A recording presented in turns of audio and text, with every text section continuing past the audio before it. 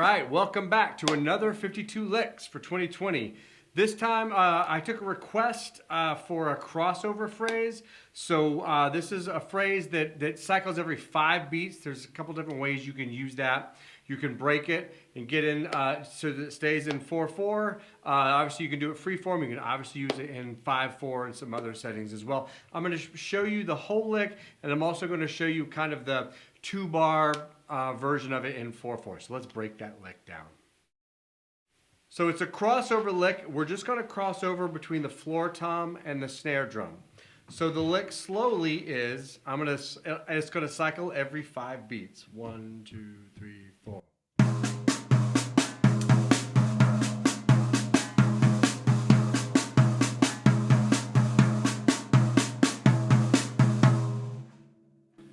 I'll do it slower. So the first thing I'm doing is the first cross is going to be over with my left hand to the floor tom. And then basically I'll come back under.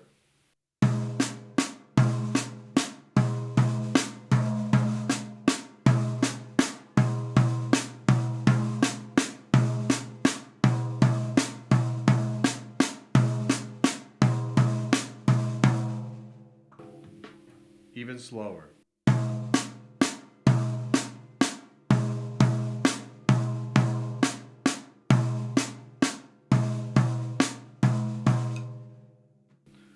So there's the lick. It's in 5/4 or a 5-beat phrase. If you want to put it into 4/4 over 2 bars, you have to get out of the lick a little bit early. What I'm going to do is I'll play the first 5-beat phrase, then after that, I've only got 3 beats left, 8 beats in over 2 bars, right? So I'm gonna restart the phrase and then get out 2 beats early, like this. 1, 2, 3, 4.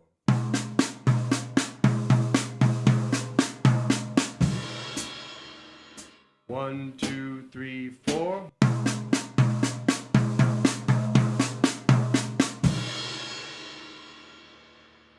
So there's the 5-beat version, and then they're kind of squeezing it somehow into 4/4. The lineage of the lick, I just kind of made it up one day. I say I made it up. I guarantee you somebody played it long before I did. And somebody's played it long since then. It was just one day I was trying to get my own head together with using some crossover stuff. And of all the ones I kind of came up with, that was the one I found myself gravitating toward. I liked that it was in 5-beat phrases. It allowed me to kind of move it around either in 4/4, kind of offset the beat, or use it in an open solo where it wasn't just, everything wasn't, 2-beat or 4-beat phrases. I did have to figure out a way to kind of turn it into a 4/4 lick. I also have a little tripletized version of it. But I guess the lineage of it is just, watching those old, big band drummers in particular that would, be a little bit more on the flashy side. Seeing some of the great drummers in the bebop era use it as well, using some sort of crossover technique. So, but this one didn't really come from any specific place other than my tiny little brain. So let's kind of slow it down and talk about the technique. I will tell you that when I practice crossover licks, I tend to exaggerate the motion so that my hands don't run into each other. And I do this really slowly. So, and also kind of think it through, right? So I know it's right, left, right, left. So I'm only going to worry about those first 4 strokes. I'm going to do that a bunch.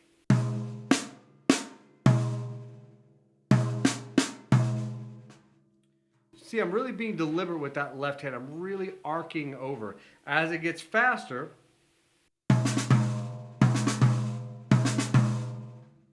I can start to bring that down. But really, for me, that doesn't come for a long time. I'm super over,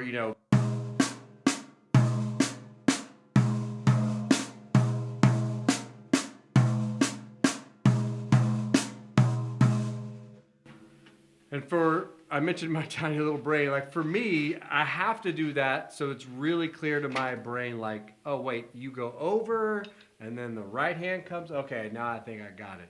It's really easy for me to confuse myself. So I really want those motions really obvious. when I'm not making an obvious crossover, I'm trying to keep everything else fairly low. I'll do it with snares off.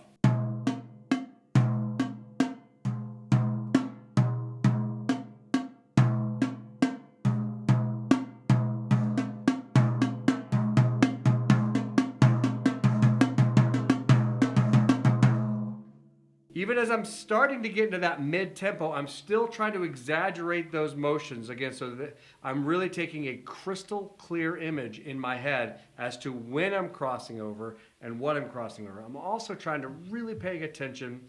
I'm not right now because I'm talking, but when I practice it, I'm really trying to pay attention to where I'm hitting. What I don't want to do is get this kind of effect, where I know I'm crossing over, but I really have no idea where either of these sticks are going to land. So particularly also while I'm going slowly, I want to stare at the center of both drums. Right? Oh, how's it go?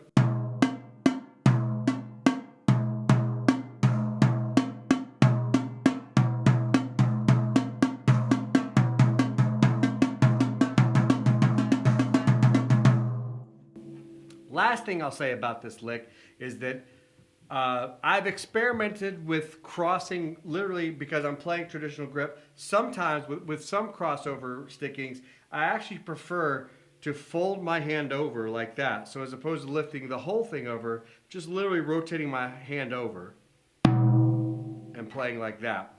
So sometimes I'll do it on this one. I've pretty much got it to where I don't very often anymore, but I used to do it a lot, and there's other crossovers I'll do it a lot. That looks like this.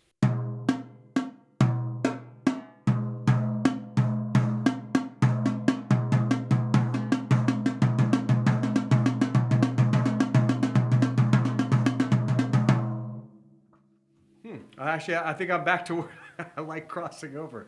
I should shoot the whole thing over again and just cross over. But for me, there's something about that because I'm already, this motion here, right? I spent so much time learning how to like fold my hand over as I go around the kit and come back that I don't want to kind of think just laterally, right? I want to think. I want to use the contour and how my body is built in terms of rotating muscles and rotating muscle groups to fold around the kit and come back with as little excess motion as possible. So that also applies to this. So particularly when I'm trying to cross over, sometimes that just feels a little more comfortable than that, right?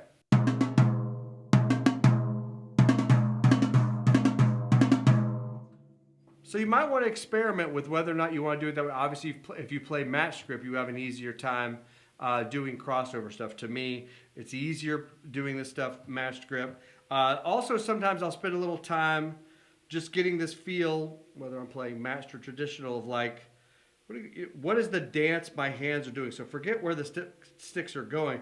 What exactly is going on here? Like, what do the hands look like, right? Same sort of thing. I'm trying to take a clear mental image.